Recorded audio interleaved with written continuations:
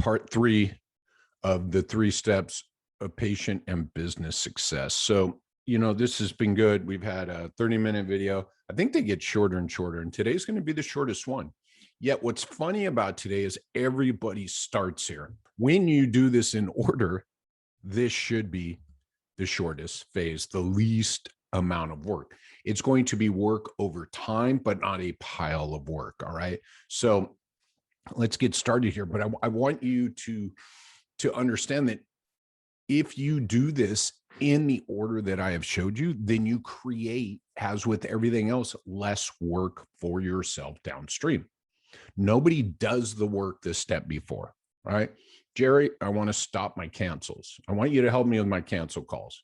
I'm like, do you want me to help you at the time of the call, or do you want me to prevent the call? That is the question to be answered. And guess what? Preventing the call requires some more build time, yet it also requires you understanding exactly what we've done now over the last 3 weeks.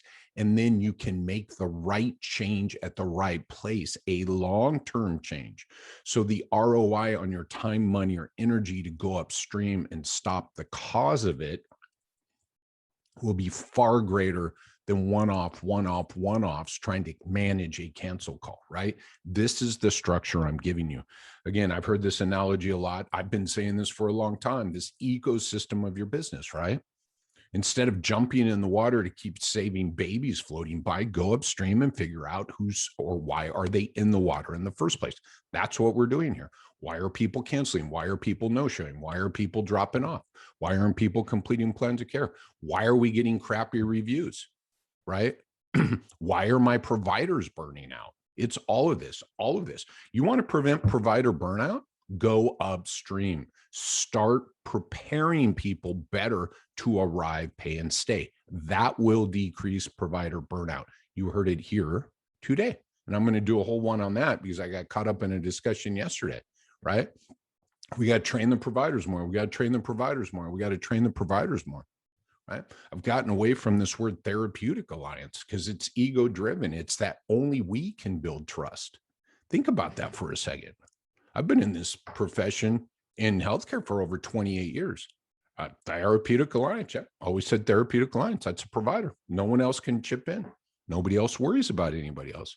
Until ran across Maxie Mechek, started reading her materials, looking at team alliance, what I call team alliance, building trust earlier, decreasing fear, doubt, and uncertainty earlier, right? All those things lead to more arrive, pay, and stay. They lead to a better culture. They lead to better people sitting in front of a provider. And what I mean by better people, it's not on the patient, it's on you to put the right people in front of the providers. And by right people, yeah, we can have that discussion. People that are the best fit for the work you're doing. Quit scheduling everybody. That's been such a huge theme of this, right? All these things I'm talking about drive from these 3 steps. Okay, so let's share the screen.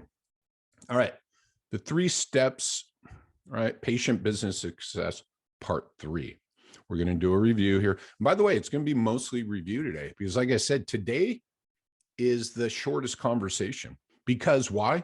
Because you've done the work. That's why. Everybody makes today. Well, I think everybody skips today. They don't even realize they're starting on what we're going to go over today. They don't even realize it. They just start doing it. And I'm like, but do you even understand the structure of what you're trying to build out, right?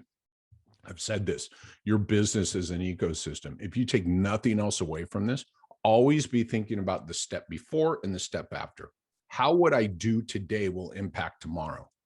How will what I did yesterday impact today? That's it. That's it. Every great business understands this. Every great business. You ever driven through, I've never had this proven, but it's my belief. You ever drive through at In-N-Out Burger? They purposefully have windows everywhere. So this purposefully part is my take. There are windows everywhere. As you're driving into the In-N-Out Burger, you can see into their kitchen, see the back of the kitchen, see the refrigerator, see all the cooking, see all the people, right? Pick up your order, go. There are windows looking inside it from start to finish. I say that's purposeful. They understand the ecosystem of their business. You just ordered the food. They want you to drive up. They want you to see there's no freezer. They want you to see they're making French fries out of actual potatoes. This is purposeful because they understand literally your journey in their ecosystem, pulling up to the order window and then driving up, right? Every great business has figured this out, okay? Patient success leads to business success. So we got to be thinking about, how do I create this patient success, right? So all the systems are built out for patient success, which will flow down to business success, right? And we got to be looking at that, right? And then we've looked at the reason we map out this patient's life cycle is so we can understand the team's role in all this. We map out that patient life cycle first. Here it is. Then, right, we build out the systems for their experience that we want to create. So this team effort is seen and really becomes visual in the patient life cycle. We then go, okay, what kind of experience do we want to create? This was number 2, through this patient's journey within our practice. That's the experience. We create it. Now, today we're going to look at, right, the flow of the business, the attract, sell, excite, retain, referral, to do what? Create patient success, which flows down to business success, which flows down to personal success. And by personal success, I mean everybody, the owners, the employees, everybody. Personal success in that happy phase is also a happy culture, more fulfilled team, happier team, right? We can't separate the two. Everybody says employees first. Other people say clients, customers, patients first. I go, you can't separate them. It's a chicken and egg thing. It's just a virtuous cycle, I call it. Yet step 1 is you got to understand who you're serving. Then you can bring the right people into your business to serve those people. Then it becomes the virtuous cycle. So it's not about happy employees. It's about, who am I going to serve that I can serve the best to create patient success with? Now I build the systems and the business around that and hire the right people into that. It then becomes the virtuous cycle. Review. This was step 1. Your patient life cycle is every single touch point and interaction your potential patients have with your practice. That was the circle. That's the one that really showed us that this is a team effort, my friends, right? And we know that the single most important thing you can do throughout this life cycle is manage and set expectations, build trust, and decrease fear, doubt, and uncertainty. So if we're thinking this, then the experience we want to create, right? Because we can create this, and it is a story they're going to leave with, and it's all emotional. So the systems you put in place throughout your patient's life cycle are going to create an experience, emotions that will impact them to talk about you, whether they get better or not, right? And it's emotional, right? That's what we have to remember. And you create the experience by inserting the systems, right? You build out the processes to do what? Manage and set expectations, build trust, decrease fear, doubt, and uncertainty. If the journey is emotional, these are all emotions. Yet, you know what else is cool about this? This correlates with patient outcomes. I'm not going into that today. Expectations. What does someone believe will help them? Helps them. So this is why understanding the patient life cycle, we have to go upstream to make sure we manage and set expectations around what we can deliver and what their expectations are. And if we can't help someone, it's our job to find the right place for them and not put them on a provider schedule that can't deliver their expectations. Putting patients on provider schedules who can't deliver on the expectation is what leads to burnout. This was the happy patient, right? This is the result of moving through your life cycle, right? Through the experience you created. This is the result we're looking for, is ultimately a happy patient. And these are the 10 things that must happen during that, right? So that we can create the emotions at every step of their journey. And if you notice this is them going through their journey. They don't have to be a better patient. We have to get out of this outcomes mindset. Outcomes is just one of these steps, right? We measure all that, we do all that, but everybody thinks if I get people better, they're going to be happy. I'm like, bullshit. they can get better elsewhere. So why will they remember their experience with you as they were moving through their life cycle in your business, right? That's what today is all about. The flow of the business, part three. Part three, the flow of the business. So we've looked at the life cycle. We understand the life cycle that we want. All right. We understand the experience we're trying to create as they're moving through this life cycle, right? Want to decrease friction. We want to, right? Meaning ease of doing things. We want to increase trust, right? And if we're decreasing uncertainty, we're increasing trust. So then as I'm looking at this experience I want to create and the emotions I want to create, which is this, I've chosen the right place, right? Then I got to go deeper into other things like what do people want from their healthcare providers? They want an expert who will give them a diagnosis and give them a plan. Okay, so now I create the systems during that life cycle to make sure people know as soon as possible that we have an expert who can give them a diagnosis and give them a plan. I'm oversimplifying, but that's where it starts from. And what do I have to do during phase one of this patient life cycle to do that?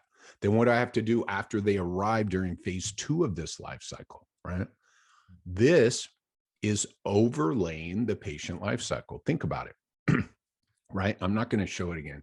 I want you guys to go back. I want to keep this about this. This overlays the life cycle. If we take that circle and we flatten it out, you can see there's marketing, a lot of sales, there's retention, and then there's a point when we're going to be asking for referrals, right? Because happy paying customers want to, right? If you're creating this great experience and creating these happy patients, then we're going to ask them, right, for their assistance in helping us to find people just like them so we can serve more people in our community just like you, right? So if I flatten out the patient life cycle, this fits right over it. These are the systems I need to be looking at. The attraction is my marketing, right? And as I mentioned, this is outside of that circle. So if you flatten the line out, the attraction sits over the part right before the golden moment. The selling starts at the golden moment and it doesn't end, right? There are three selling phases in that patient life cycle.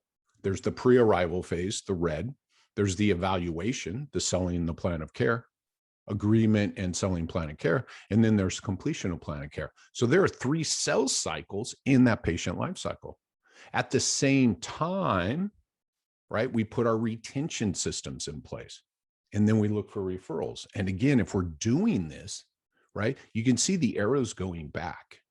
This is the beauty of understanding the flow of a business. Your sales systems feeds into your marketing, right? So if I gather the right information during this pre-arrival phase, then I can have better marketing. If I have people doing my referrals for me, going out and telling their friends and creating testimonials and doing Google reviews and things like that, then they feed right back into my sales system because people will skip. They are my marketing. That referral's my marketing. So I don't have to go all the way back up top. But I take all those Google reviews and everything and I put them into my marketing. So I must understand the flow of the business for the systems I'm going to create and lay over my patient life cycle so that I can create and be efficient as all hell with the systems I create. And remember at the beginning, I said, this is where people start, right? This is what I said. People start with, all right, I got my business. I open up in a month. I got to start putting my systems together. I'm going to, work on what happens when they come into the clinic. Well, that's because you don't understand your patient's life cycle. So we dig straight into this, but then we don't even understand how marketing feeds into sales, feeds into retention. Please note the green arrows in between each one. So what I do, like I said, the ecosystem of your business, you guys see it all coming together. What I do during my marketing helps my sales. What I do during my sales helps my retention. And what I do during marketing, sales, and retention, when I deliver on it, that excite is kind of just the experience overall. So it's not one step. Okay. But what I do during the marketing and the selling phase and during the, What I do during the marketing and selling phase increases retention. And again, if I don't know what I was doing during the sales phase and the marketing phase, then it's harder to work on retention. And this is drop-offs, this is cancels, this is no-shows. This is your answer right here on how to fix that stuff. This right here, right? This is why I'm always saying, how do we fix cancels? We go to the step before. That's selling, right? By the way, that was selling during the plan of care. So which sales phase, I would ask you, right? You guys see how this fits? This is why this is step 3, and everybody starts here. And then they start here without understanding the connectedness, the ecosystem of the flow of a business, without understanding the ecosystem and the flow of a client, customer, patient through their business, through their practice, without an understanding of where are they getting this fear, doubt, and uncertainty that's causing them to drop off. The drop off, again, the drop off is the canary in the coal mine. That is the single biggest indicator of the health of your business. I have yet to run into anybody that actually could give me that number. Hey, what's your drop off rate? Oh, I got to look it up. I'm like, how would you not know the health of your business? Everybody looks at the bank account on the 30th. We have money. Yeah. Okay. We're healthy. I'm like, wow, this is going to spin out fast. By the way, I'm working with a couple people now. We have money on the 30th. Yeah. What's your exit plan? Well, I'm going to sell this to someone. I'm like, what do you have to sell? This is your selling point, your systems, the systems to reproduce a successful experience for someone moving through your life cycle. This is what you sell. This is your exit strategy. Woo! This is fun, people. This is it. But you hear me. It's your, right? It's the systems working to create the experience in your patient's life cycle within your business. You hear that? So I just said it, right, in the opposite direction. But if you're working on systems, man, and this is what I learned, because this was me for 10 years, system here, system here, system here. No idea of the connectedness, no idea how it tied into my patient's journey. And my fucking Yelp reviews told you the experience people were having, because people were sharing it with the world. The care is great, but, and then it went on to complain about shit, mostly billing stuff, because we didn't understand that we had to move the cost discussion and the billing and the insurance stuff further upstream into the first sales cycle. We were waiting to like the third sales cycle to talk about cost and insurance. And it never worked. And as soon as I decreased my negative Yelp reviews by over 90% by changing the first sales process. Sales cycle number 1. I decreased my negative Yelp reviews by 90%. I decreased my cancel rate in half by increasing the work we did during the first sales cycle, right? So it was only then, and by the way, that took like 10 years to come together. I'm telling you now in 20 minutes, what took me literally 20 years. Literally, it has taken me 20 years to put together this presentation. I just fucking did in 20 minutes. And the reason I say fuck is because I can't believe, right, all the mistakes I made and all the time it took me. And it literally comes down to these last 3 presentations, these last 3 videos, right? So this is what you need to focus on. You got 3 videos here. Go back and watch them in order. You have all the answers you need to go back into your brand new business that you're thinking of creating, the business you've already created. And let me tell you, it's far easier to do. It's a lot of work when you're just starting out and you're all excited and you want to buy all that equipment and you're getting excited to post those pictures of all the build out. And if you don't understand this, send me the rent money. Because by the way, the later you start working on this, the more time, money, and energy it's going to cost you, right? The amount of work right now. And by the way, I had multiple clinics with multiple employees and I had to implement all this.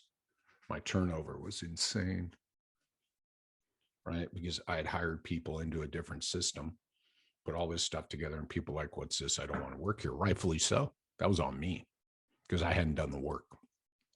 So step 1, right? Patient here. Let's go back to this. Let me just do this real quick. There we go. Right? Understand your patient's journey. Part 1, build out this. Well, it says build out the systems for their experience. This one, if you think about what I just said, we should flip that over. It's It's build out the experience. Look at the experience you want to create, then build out the systems. I need to flip that over. And this is it. This is it. This is the $1 million slide right here, my friends. This is what leads to what? Scalability, which leads to growth. So as I'm doing the scalability work with these businesses, this is where we start. Day one, we got a new client starting tomorrow. He goes, what are we going to do tomorrow? I go, we're going to look at your current patient's journey within your business. And then you're going to tell me step by step what happens. Yeah, literally, this is what I do. And you and I both know that is one long call. Most people are, and it is what it is. It's not, it is what it is. Don't forget, I did this for like 12 years, but this is how I start. The first call I have with my new clients, we get a feel for the current state. So I know what we need to build out, right? You walk up to an empty lot, you got to make different plans for building a house versus a lot with a house on it, gut it, redo it, right? Regardless. Right. And by the way, if there's a house standing there, you got to go through this huge checklist. And that's what an existing business is. So for the new practice owners, right, you're walking up to an empty lot. You get to build it out. A lot of work to be done. Right. For the current practice owners, it's like walking up to a house and you got to figure, am I going to remodel this? But what do I got to do? Got to look at electrical, got to look at sewer, got to look at plumbing, got to look at all those things, got to look at structure, got to look at foundations, got to look for what, right? That's what's going on here. So the second one may appear to be easier. Yeah, I'm just going to go in and remodel that till you pull one wall out and you find the framing isn't done properly. And that's what I do with my clients, as opposed to the person who's starting with the lot, right? Everything to code all the way up. They get to decide the electrical, the plumbing, the layout, all of it, right? Which one's better? Both. But people go into the remodel knowing the steps, boom, boom, boom, boom, boom, right? Got to check out current state before you can create something new, because you don't want to build something new on a shitty old foundation and structure. That's this right here, my friends. All right. All right. This is fun, man. There's so much value in these last 3 videos. All right. This is it. This is your ticket. This is the $1 million process right here. Right. This is it. This is 20 years of work, 28. I mean, I've been in the profession 28, been doing this for 20 now. Right? This is 20 solid years of work in 3 videos. You got it all. This is what I say every day. This lives free for you guys to see. You don't have to pay me. You go do it. Right? My whole YouTube page is all this. It's everything over 20 years. Plus more. Actually, that's over 28 because I just keep adding as I learn. So start digging, start working on it. Or here we go. If you want to cut the time down, that's when you reach out to me. Hey, Jerry, I want to talk to you about my business. I go, sweet. And this is what I'm going to ask you about right up. I'm going to start asking you questions about how you understand this process. Client I'm working with tomorrow. Oh man, I'm going to be embarrassed when you ask the metrics. I said, no, that's why we start here. There's no embarrassment. The key is you decided to pull the trigger and do it. And right before he says, I'm looking forward to exiting. I'm looking forward to a scale 5-10 years. I said, perfect timing. Let's do the work, my friend. I said, it's going to be heavy lifting right now, but man, the payoff, the fucking multiplier on your bottom line for doing this now and getting it done. Go back and look for the YouTube videos about, I had a great meeting with the VC guys, with the private equity guys, when I realized what they were buying versus what they were creating. They're just trying to pull more value out of your clinic. So I was like, holy crap. I'm like, my friends, you buy these clinics with 20% cancel rates with 30% drop-offs. I'll implement the systems. And in 4 months, you can pull all that value out that they didn't have to pay you for. Think about that for a second. Your drop-offs, your cancels show on your bottom line. So when they tell you they'll give you a multiple of 5 times, you're missing all the drop-offs and cancels. I go to the private equity guys and I go, I can pull this out for you back. I can create this value, put it back in 4 months. How much is that worth to you guys? I'm like, I'd rather work with the clinic owners on the other side, but if they're not going to contact me, I'll help you pull it out. But you get lowballed And then the money you should have got is already there in 4 months. I mean, there's so much flow, again, downstream thinking, right? When you do this early, when you do this right, the payoff to you is ginormous. Now you have more exit opportunities. Now you have more exit dollars. So much in here. All right. I appreciate it, everybody. You have a great day. Feel free to comment below. Feel free to reach out to me, my Facebook page. Come join the group. What's best for the patient is best for business. Go to the YouTube page. All right. The problem with the YouTube page, I got to be honest, it's not in order. And I didn't do that on purpose. It just is what it is. It's like as stuff comes up like this, then I create it. Right. Right. Next week, I'll probably talk about burnout and culture just because it came up in a conversation this week. So, I mean, you can go through there and sort all that stuff. There should be close to 90 videos. And I was going through it the other day, right? There's value in every single video in there. Something for you to take away to implement. But these last 3 are where you need to start. You must start with these 3. Cheers, all.